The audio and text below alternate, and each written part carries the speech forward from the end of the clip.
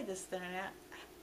Hi, this is the Nary Knack with another episode thoughts for Sailor Moon Crystal. Of course, this one is for episode 6, where we actually get some pretty big departures from the manga series in this one.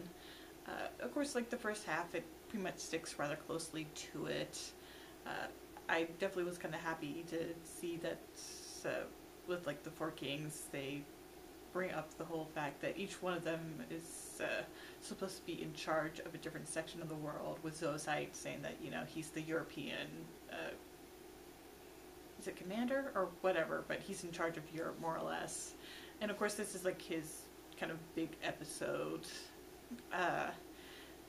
But, you know, back to, you know, the scouts and everything, or guardians or whatever, I'm gonna probably switch back with those.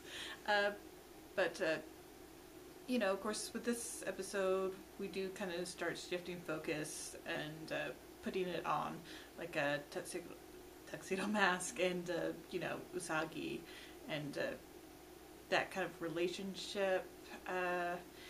And with this, you know, we do get the scene where, you know, Ami recognizes his school uniform and as being from a rather elite one. So we get to learn like just a little bit more about him before the story actually starts up. I think probably the biggest deviation with it is that the TV program, wherein it like kind of brainwashes anyone watching it to like search for the legendary silver crystal. In the manga, it's actually Usagi herself that watches the program, while in this version we have her mother instead doing so. And that's like probably the major change up early on. Sorry, got something in my throat, but oh, and of course, probably one of the great things about this episode is that we get to see the hidden secret base in the gaming arcade, and it is awesome. I love it. It's always, I don't know, I've always kind of liked having that little secret headquarters thing, so I'm so glad to see that. And of course, it also brings us another addition to this episode that wasn't in the manga, is the fact when Sailor Moon or Usagi is, you know, playing the Sailor V video game, Sailor V actually kind of talks to her directly, or at least she thinks it, she does.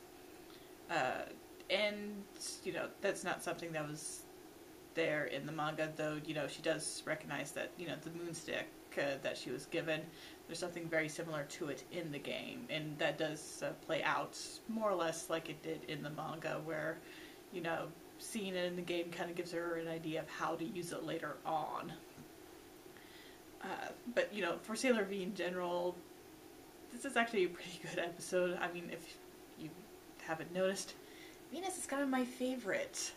So I'm getting really excited because I know we're getting really close to like her showing up in the series, and there's definitely a few more like hints of that now, with not only that little segment with the game with Sailor V kind of talking to Usagi through that, but we actually get to see her and Artemis at like the very end of the episode, where Tuxedo Mask is taking Sailor Moon off after she's kind of like fainted. I mean, we just get this brief flash of like her and Artemis, and it just made me like so excited. Because, you know, she actually shows up at the very end of the next chapter. So even though, you know, we don't see her in the previews, I'm pretty sure that's still gonna play out like it did. Which means we're not gonna get too much of her in the next episode, but, you know, at least she'll be there, finally. And the other scout or guardians will, you know she really does exist. But yeah, now like the big major change of this episode is the fact that, you know, we have Mars, Jupiter, and Mercury fighting Zoisite. In the manga, when they, you know, run into him, he actually just flees. So there's really very little battle, and the main conflict is, you know, Sailor Moon reverting the damage that he did. With this, there's an actual battle. as we have those three fighting against him on their own, as Usagi hasn't quite made it there.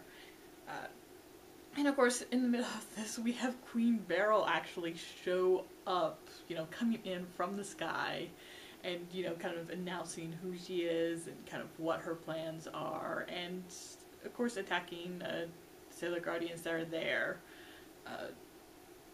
And of course, none of this is in the manga, so this is definitely like a major change, and I'm kind of exciting to see, because I think it does kind of help. It did really help with the story, kind of keep it going.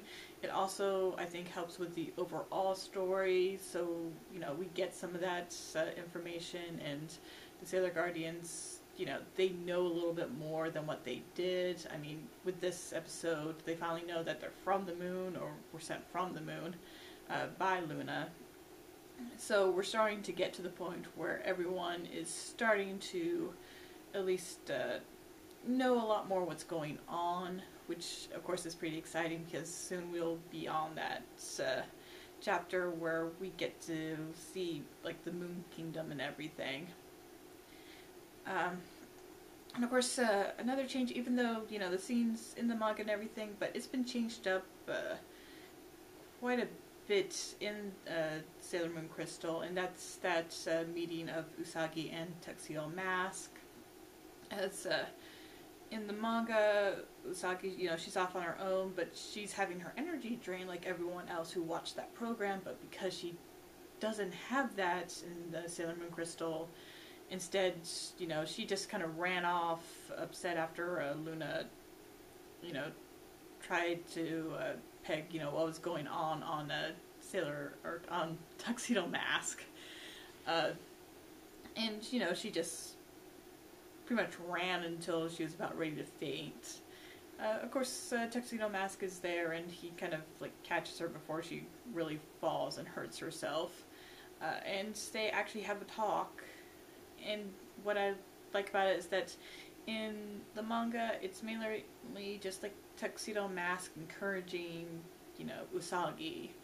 With this, though, we actually have Usagi giving encouragement to Tuxedo Mask when he talks about the fact that, he feels pretty useless because he doesn't have, like, powers and abilities like the Sailor Guardians. I love that when she laments, I mean, in the manga, it's just her thinking to herself that, she doesn't have the powers that, Mars, Mercury, and Jupiter have.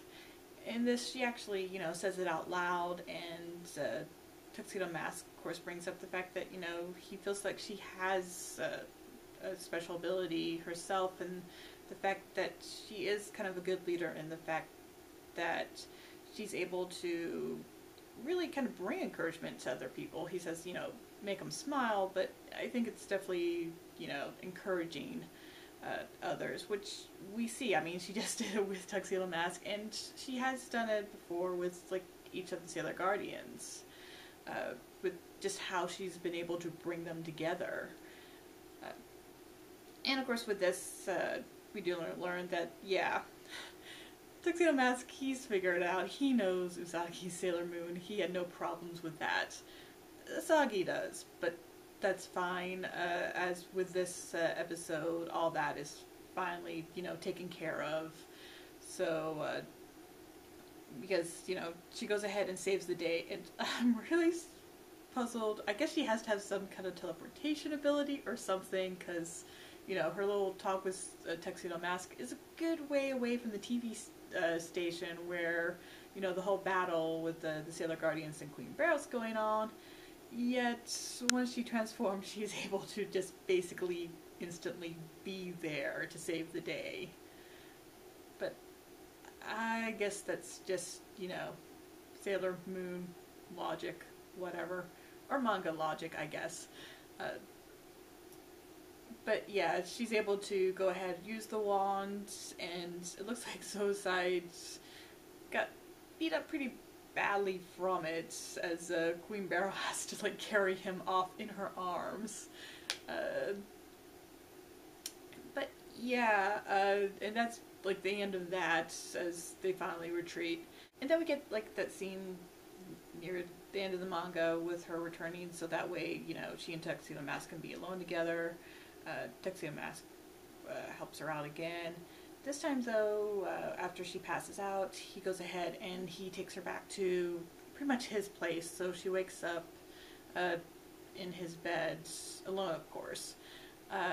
And of course, this is where the whole watch with the moon on it, that's kind of shaped like a star, kind of comes into play as she finds that. And of course, Mamoru shows up, and she finally starts to realize that, you know, Mamoru and Tuxedo Mask are the same person. So, and with that, this episode kind of ends there. Of course, the next episode is set to just keep on going further with Tuxedo Mask / Mamoru, and to kind of explain who he is, and what he's doing, and why he's doing what he's doing.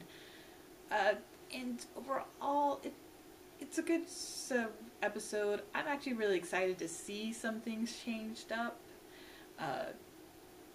And I think, and even though, you know, it's definitely very different to have, like, Queen Beryl show up and actually do a battle, I think it kind of helps really make the whole Dark Kingdom feel a little bit more, I guess, powerful and more of a threat when you have someone who just totally lays to waste the Sailor Guardians so early on.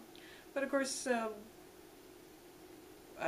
they should, you know, be able to power up and everything, especially when they're fully awakened. As I think that does definitely get mentioned in this, is that not everyone is really at, you know, where they should be. They're just kind of, they've awakened, but they're not complete yet. So I think that kind of also will help kind of show that they still need to, or they still have the possibility of getting stronger, and they kind of need to. And again, I'm also very, very happy that even though they're like little seconds and such tiny things, so happy to see, you know, Sailor V. And I know I'm going to be completely stoked with the next episode in like 2 weeks, where we should finally get Sailor Venus. Even if it's just a small little fraction of her, I don't care. I've been waiting like forever. It feels like forever. Which I'm sure everyone feels about their favorite Sailor Guardian, that they're waiting forever for them to show up. And I think with all that, I'll go ahead and wrap up. Thank you for watching this video. I hope you subscribe to my channel, leave a like or a comment. And until next time, bye!